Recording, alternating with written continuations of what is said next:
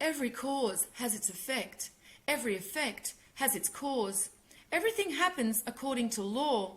Chance is but a name for law not recognized. There are many planes of causation, but nothing escapes the law. This is the sixth Hermetic principle of cause and effect.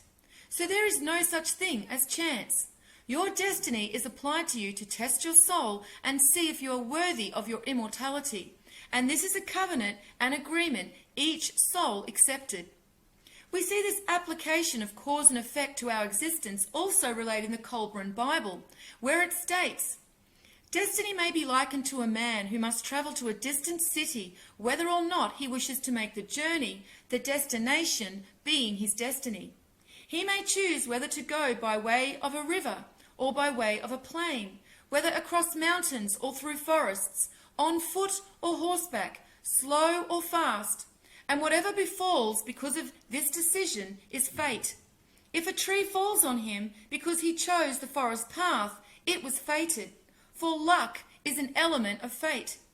Destiny leaves no choice. Fate gives limited choice, which may be good or bad, but it cannot be averted. What is fated must be, for at no point can there be any turning back. It is when our tests are done at the end of a cycle, and we have seen through these tests in truth with strength of heart, the soul is rewarded with immortality. It is then the soul can be at rest and there can be peace within our hearts. As it says in Psalms 116:7, "Return unto your rest, O my soul, for the Lord has dealt bountifully with you." 116 equals 8, which equates to immortality on the Egyptian number key, and 7 equals the ethereal soul. The Hindu texts relay this chakra point is where the nectar Amrita drips down from the bindu, symbolized on the mandala, and is split into either a pure form or a poison. However, it is also known as the purification center, so therefore symbolic of redemption.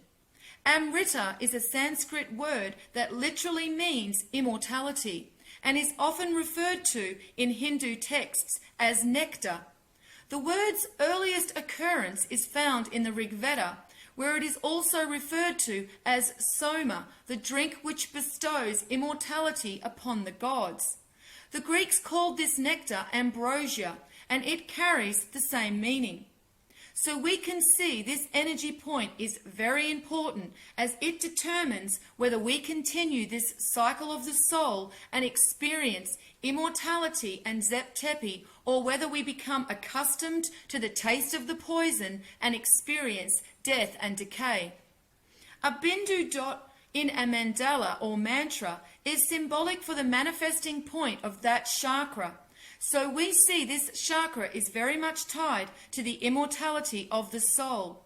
And it is not only in the mental projection of our will from the third eye chakra, but the expression of it onto the material plane that grants or denies our immortality. This chakra is also associated with the element of ether, and as such shows the connection between the third eye chakra that is situated completely in the ethereal and the heart chakra, which is our energy point that is anchored between the ethereal and physical plane. At the bottom of the card, we see the male and female twin souls are depicted about to take their covenant with the divine. The male soul is on the left, and we can see that he is now wearing on his shirt the flowers that were above his head in the magician card. The female twin soul on the right has the blue and white flowers on her shirt, symbolic for her blue dress and white pillar in the High Priestess card. These pillars are also represented on the Hierophant card and the Justice card, for again, they are symbolic of the veil between the physical and ethereal planes. And on the Hierophant card, they are showing that the energetic force of the Hierophant stands between the two pillars and represents the conscious acknowledgement of this pledge with the divine before entry to the material plane is granted. On top of the pillars, we see a flourish on each pole. This is representing the ethereal form of the divine male and female twin souls. They are clearly depicted differently to ensure a distinction between them is made. The Hierophant points his two fingers upwards to indicate both the twin souls are answerable only to the divine. However, the two crossed keys show each soul's destinies are also entwined, and they sit in front of the Hierophant, showing that the covenant with each twin soul is also overseen by God. On each side of the keys, we see a disc divided into 4 parts, equating to 8 pieces. 8 represents their immortal soul and shows that their immortality is bound within their covenant to the divine. So now we have 8 shown on each side of the key, representing the immortal soul of the male and female twin souls. However, if we look on the shoes of the Hierophant, we have our third 8. So now we have the 2 immortal twin souls represented, and the third 8 is symbolic of their immortality being connected to the Hierophant and their covenant. We also see the discs can represent 6, which is symbolic of the physical form. And when we add them together, we again get 12. And let us not forget that the Fibonacci sequence also equates to a 12. As mentioned previously, 12 is symbolic of the divine male and female twin soul before they have reunited back with God consciousness. We also see 12 depicted on the front of the Hierophant's garments with the 3 crosses. Together, this equates to 24. If we divide 24 by the Trinity, we get 8 once again. He holds the triple cross, or otherwise known as the papal cross. The 3 bars of the cross represent the Trinity of the divine and the male and female twin soul. We see the Hierophant holds this cross in his hand, symbolic for the covenant he holds between them all. His crown with 18 spikes is depicting that it is through this covenant they will reach the reunification with the divine and transform into the divine number of 9.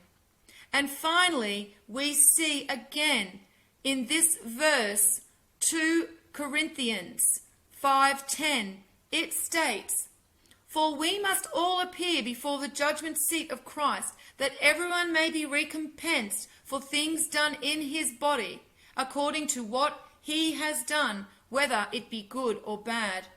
We can see the covenant represented in this verse by the number 5, and again the infinite cycle of the twin souls and their covenants are represented in the number 10. So now we understand the Hierophant, and that he is not a religious figure, but instead is symbolic of our own individual soul agreements with the divine. So now the divine twin souls have agreed to uphold their covenant with the divine upon being manifest onto the physical plane. In the next video, we will look at the number 6 card, the Lovers.